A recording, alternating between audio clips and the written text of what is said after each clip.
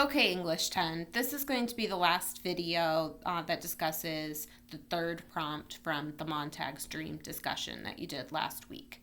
This prompt says, in the third paragraph, it says, Millie, he thought, all this country here, listen to it, nothing and nothing. So much silence, Millie, I wonder how you'd take it. Would you shout, shut up, shut up? Millie, Millie. And he was sad. Why do his thoughts about Millie's reaction to the world outside of the city conjure sadness? You have to think beyond romantic or marital love here.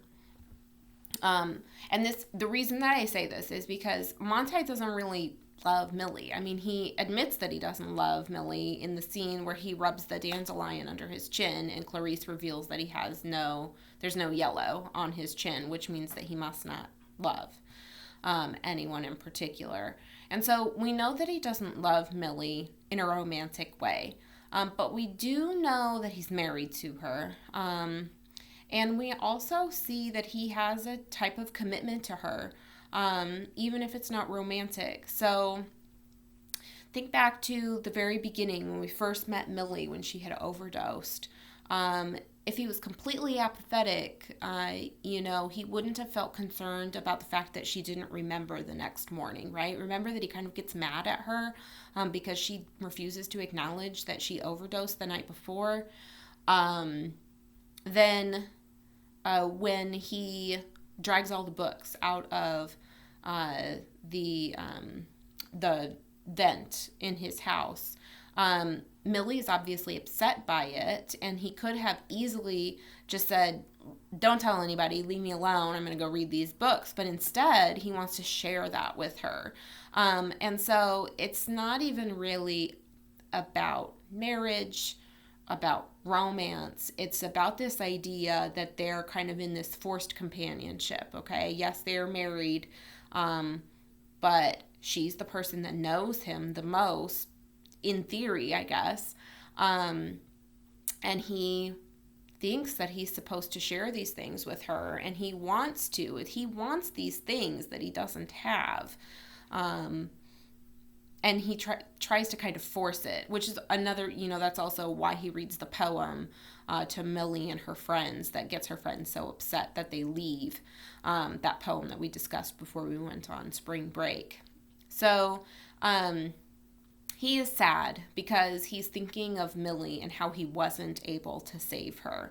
Okay, he wasn't able to convince her that books were good. And remember that Millie really represents everyone else in society. Okay, Millie's like the poster child of what this society's people are supposed to be like. She's enamored of the parlor walls. She's very superficial. She doesn't do any thinking on her own except when she's thinking about herself. And so when he is sad because he wasn't able to save Millie, okay, it also represents like a deeper sadness of the fact that, man, it's going to be really difficult to just save society, right? If everyone in society is exactly like Millie, then if he can't save her, think of how difficult it's going to be to save the rest of society. I am going to leave this one with a bit of a cliffhanger here because he's going to bring up that sadness about Millie in the last section of the book. And I want you to pay attention to it because I think it's very important and reveals that, and we already knew this about Montag, he's a very dynamic character, obviously changes throughout the book, but he's also very round. He has all of these different sides that he's shown to us. And even though his relationship with Millie is very superficial, he has this kind of deeper feeling about Millie that continues to be brought up throughout the book.